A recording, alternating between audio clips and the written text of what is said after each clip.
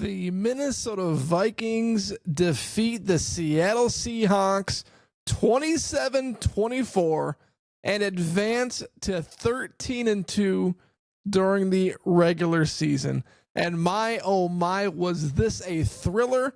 And we have a lot to talk about on today's podcast. Just so you know, this podcast is more organized than I've ever been. So expect some bombs. So first things first. The Minnesota Vikings rarely win in Seattle. This is the Vikings' first win since 2006 at Seattle. And I thought it would be fun to go down to the record books and take a look at who was on the Minnesota Vikings roster in 2006. Any guesses? Brad Johnson was the Minnesota Vikings quarterback, who actually was a guest on the Minnesota Tim podcast a few months ago. You can go on YouTube or on Apple and check it out. He was the quarterback for the Vikings. Let's take a look at his stats. But first, before I tell you or share with you Brad Johnson's stats, Mwelde Moore, the Minnesota Vikings pulled off a trick play in 2006. Mwelde Moore was 1 for 1 for 15 yards, 1 touchdown, 0 interceptions, a passer rating of 158.3. So the Minnesota Vikings running back, Mwelde Moore, had a perfect passer rating that game. Running backs, Chester Taylor, 26 carries, 169 yards, and this was the game. He went for a long of 95 yards. And then you take a look at the receiver core, and you are not going to be blown away by this. Marcus Robinson, 4 catches, 77 yards. Travis Taylor, 2 for 25. Chester Taylor, 4 for 19. And here we go. Troy Williamson, 1 reception for 18 yards. And the Minnesota Vikings advanced to 4-2 back in 2006 after defeating Seneca Wallace and Matt Hasselbeck and a bunch of other guys that aren't familiar names on the Seattle Seahawks roster. So the Minnesota Vikings made history in this ballgame. They pulled off the unfathomable and did something that they haven't done in 18 years. So let's talk about it. Number one, the biggest story following this game is another Sam Darnold electric performance. Darnold, 22 for 35, 246 yards, 3 touchdowns, 0 interceptions. And his throw to Justin Jefferson was one of the best throws I think I've ever seen in the NFL. And it was something that if it was another quarterback, particularly Patrick Mahomes or Josh Allen, the media would be blasting this throw in our faces over and over and over again. It would be the lead play on SportsCenter. Sam Darnold, just a few plays before this throw to Jefferson, was hobbled because he got sacked, which ultimately became a face mask penalty, which was huge for the Minnesota Vikings' success on that drive because the offense was struggling to move the ball. They had really no rhythm. Face mask happens. Here's a free 15 yards. A few plays later, Darnold, he doesn't just sit in the pocket and throw a laser beam to Jefferson between the cornerback and safety. He steps up on the move, fires a 40-yard bomb, just flicks it to Jefferson for the go-ahead score 27-24. This throw was sensational, and it was the game-winning touchdown in this football game. And this is another game this season where Sam Darnold has led the Minnesota Vikings to a game-winning or game-sealing drive. He did it against San Fran, game-sealing drive. Did it against Green Bay, game-sealing drive. New York, game-sealing drive. They failed against Detroit to get a game-sealing drive, failed against Los Angeles to get the game-tying drive. It happens. Game-sealing drive against Chicago. Game sealing drive against Arizona. Game sealing drive against Seattle. Sam Darnold has been so consistent this season on the Minnesota Vikings that you have to start wondering at this point in time, with the Vikings 13-2, the Minnesota Vikings organization, the plan is to move to J.J. McCarthy. But at this point in time, how do you not start to question your original plan and not bring back Sam Darnold? Because this guy is playing at an MVP level. If it wasn't for Josh Allen's MVP season, Sam Darnold would be the NFL MVP right now.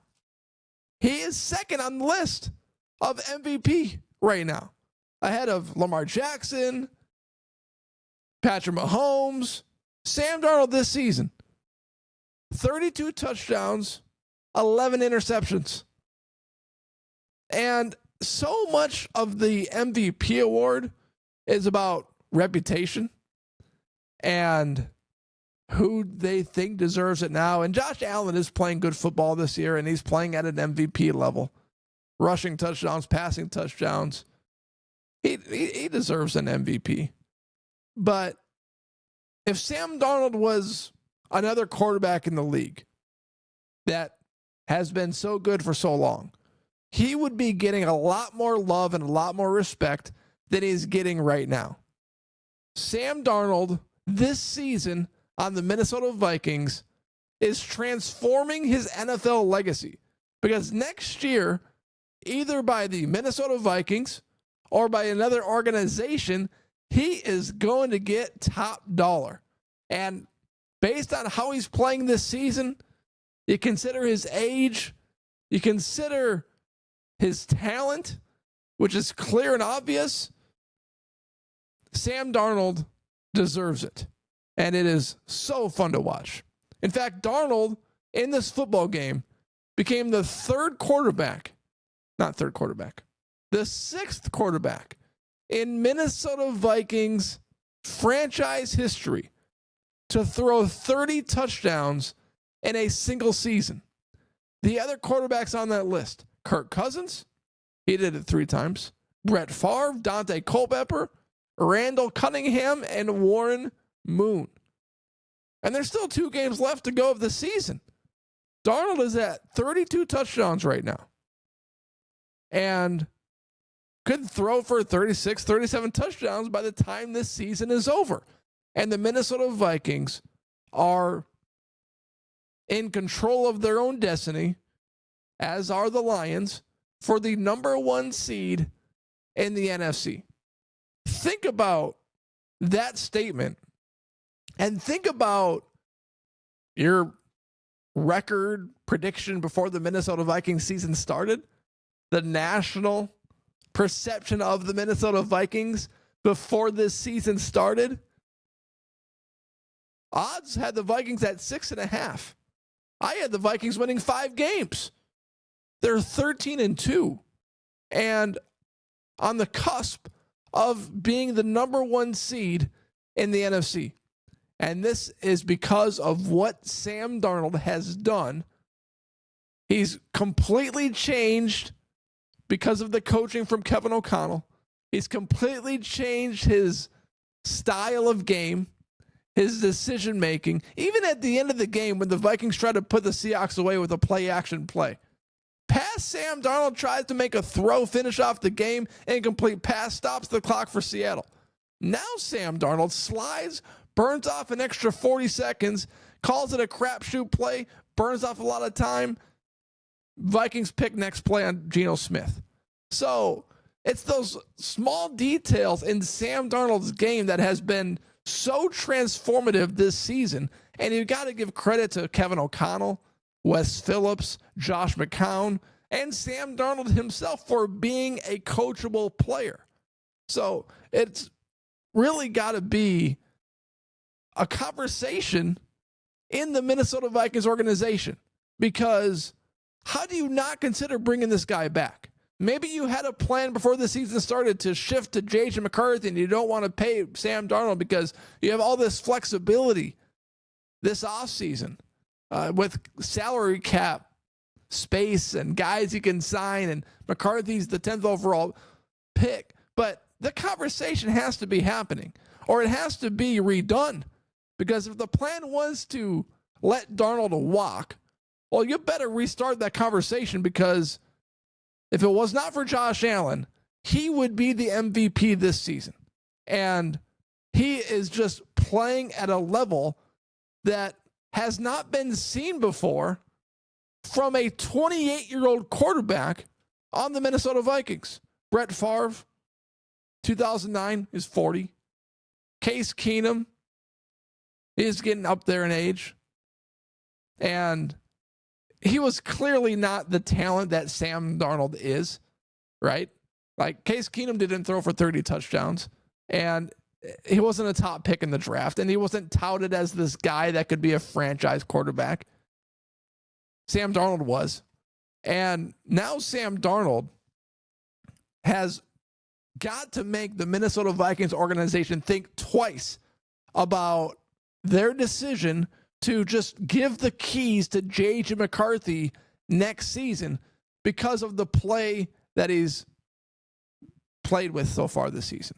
And you think about being second in MVP voting, or at least in MVP play this season, behind Josh Allen. And you think about any other quarterback in the league. Would you want to trade that guy? No. So why would we want to get rid of Sam Darnold? Why would we want to let him walk? Why is Sam Darnold any different than another quarterback that put up MVP numbers? He's not. And that's why the conversation needs to shift. And here's Sam Darnold following the game on his touchdown pass to Justin Jefferson, which gave the Vikings the lead. Safety, and felt like I just needed to give him a shot, put it on his back hip and let him do the rest. So, and then, obviously, my teammates being pumped up about it, wouldn't expect anything less. And, I was just telling them, like, we got to get a stop here. It's not over. So, sure enough, we did that. Super proud of Theo Jackson, man, the way that he was able to play today and step in when we need him. So that's Sam Darnold following the game on his touchdown pass to Justin Jefferson. All right, number two, my second takeaway from this football game is the Minnesota Vikings defense. Now, going into this game, Harrison Smith was a late scratch. He's going to be healthy for Green Bay. But it's one of those situations where, we're 12-2.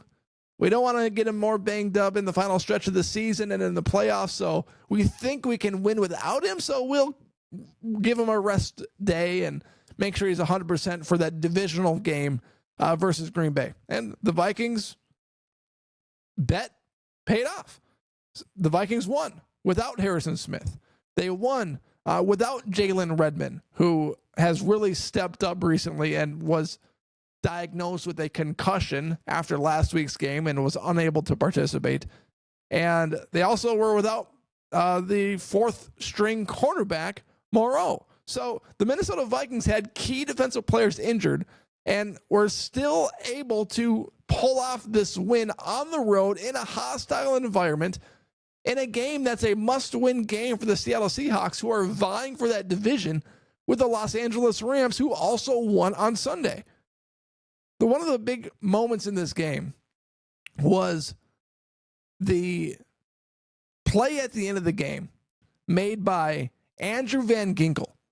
And the Seattle Seahawks were driving down the field just like they did prior to take the lead 24-20. They're driving down the field again. And they were just marching right down the field. The Vikings defense was tired. They're on the field quite a bit. And the Seahawks were already past the Vikings 50-yard line. They were already in our territory. And it just seemed like they were going to march down and score a touchdown, and the Vikings did only have like 30 to 45 seconds to try to tie the game or take the lead. And Van Ginkel comes up with a huge sack, which knocks the Seattle Seahawks out of field goal range, or at least it made it a 62-yard field goal. They picked up an extra yard on the next play, which put them in a position to kick a 60-yard field goal, which was nowhere near being good. It was short by a long ways. So that huge sack by Andrew Van Ginkel stands out to me because it essentially knocked the Seattle Seahawks out of makeable field goal range, pushed them back, and that prevented the Seattle Seahawks from tying that game 27-27. Another play that stands out to me in this game, and this is the second week in a row this guy has stood out. It's Dallas Turner. Last week, he had a good sack against Caleb Williams, a nice little under move against the offensive line where he dipped his shoulder. And then this week, he steps in front of the tight end and intercepts the ball. So that's 2 weeks in a row where first-round talent Dallas Turner has stood out on tape and made a game-changing play. So that is awesome. One of the bad news was, right before half, Vikings up 17-7. You get a stop, you go into the locker room feeling good, and the Vikings defense gives up 5 plays for 88 yards and a touchdown at the end of the half. Completely changes the mindset for both teams going into halftime. Seahawks are feeling great about themselves. Vikings could have been feeling better and felt like they left plays on the field. And so that was not good. And the fact that the Seahawks put up 24 points, you like that number to be a little less.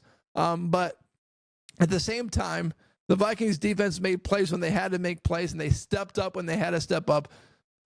Andrew Van Ginkel sack, Dallas Turner interception. But a play that went by the wayside that could have been there was the Blake Cashman drop. And Geno Smith threw it right to him. It got batted by one of the defensive linemen, and it was bobbling towards him. But he still got to catch that football.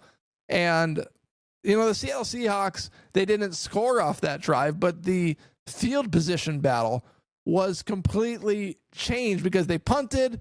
It put the Minnesota Vikings down in their own territory, and I think the Vikings ended up punting again. So it was a field position battle came at that point, and the Vikings offense was struggling out of halftime.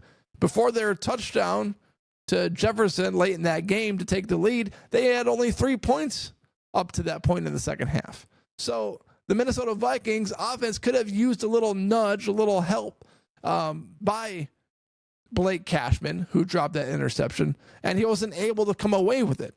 So that was something that got by the Minnesota Vikings defense a little bit. And it's one of those plays that's not being talked about more because the Seahawks punted and the Vikings won, and it's all good things and blah, blah, blah, yada, yada, yada. But that's one of those plays that, you should have made and didn't. And it kept the Seattle Seahawks looming in the game longer than they should have.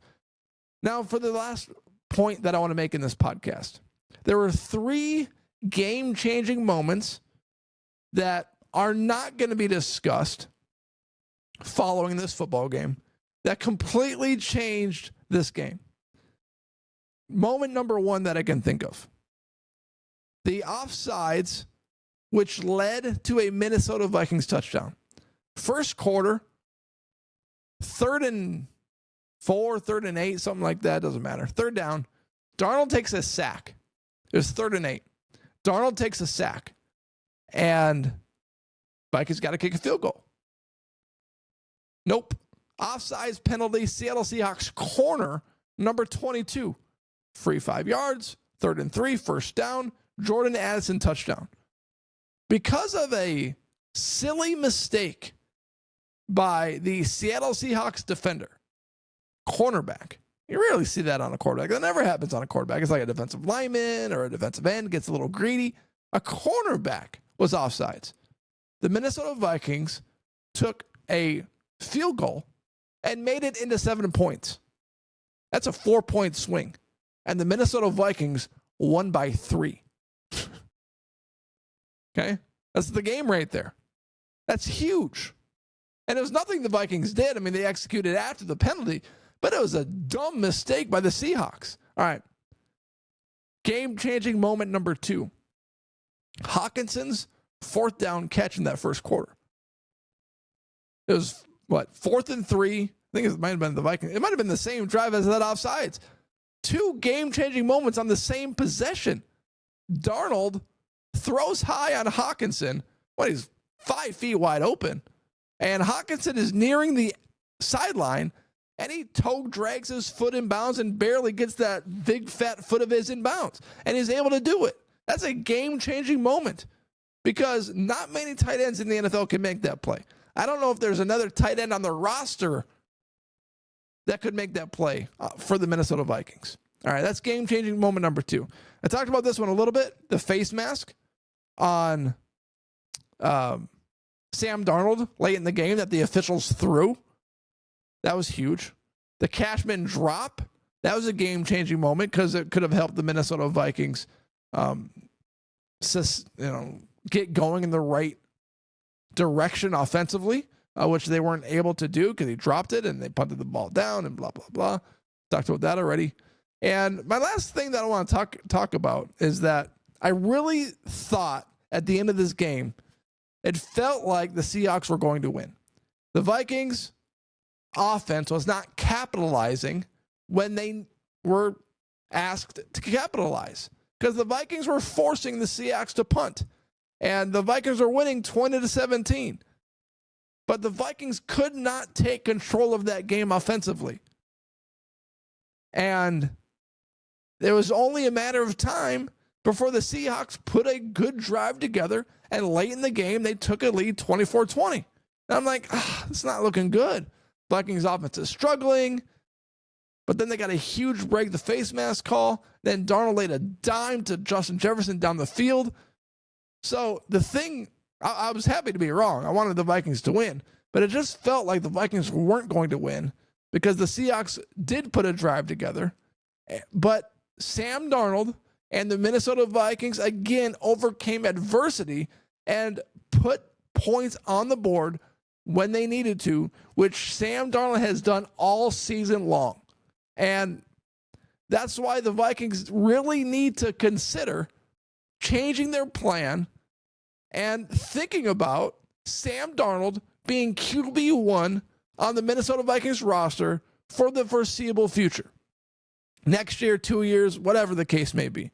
And it's interesting because there was a new juicy report that was just shared this morning by a CBS insider guy, NFL insider on CBS.